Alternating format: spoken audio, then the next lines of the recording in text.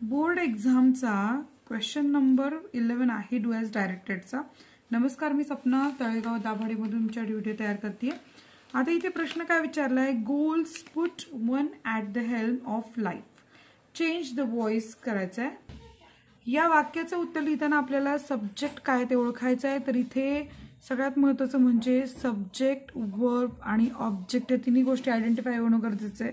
कारण जेव्हा आपण ॲक्टिव्ह व्हॉइसमधनं पॅसिव्ह व्हॉइसमध्ये सेंटेन्स चेंज करतो त्यावेळेस आपलं काय होतं, ऑब्जेक्ट कर्ता होतो, वर्ब येतो आणि सब्जेक्ट ऑब्जेक्टच्या दिशेने शिफ्ट होतो। तो अशा प्रकारे सेंटेन्समध्ये बदल होतो। हे जर तुम्हाला कळालं त्यासाठी सब्जेक्ट काय आहे वाक्याचा, तर गोल्स, गोल्स हा सब्जेक्ट आहे, पुट हा वर्ब आहे, वन हा ऑब्जेक्ट आहे आणि हे बाकीचं वाक्य रेस्ट ऑफ द सेंटेन्स आहे, रेस्ट ऑफ द सेंटेन्स आहे।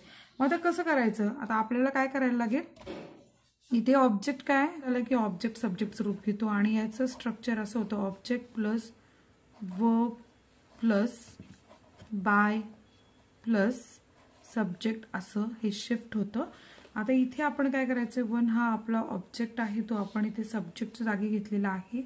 त्यानंतर येणार त्याचं हेल्पिंग वर्ब, तो वन इज पुट, पुटच राहतं, so one is put at the helm of life. अशा प्रकारे लाईफ, आता कोणता शब्द राहिला आहे, गोल्स राहिला, तो आपल्याला शिफ्ट करायचं, मग बाय लावायचं, बाय गोल्स। तो हे झालं आपलं answer. So one is put at the helm of life by goals. This is our sentence.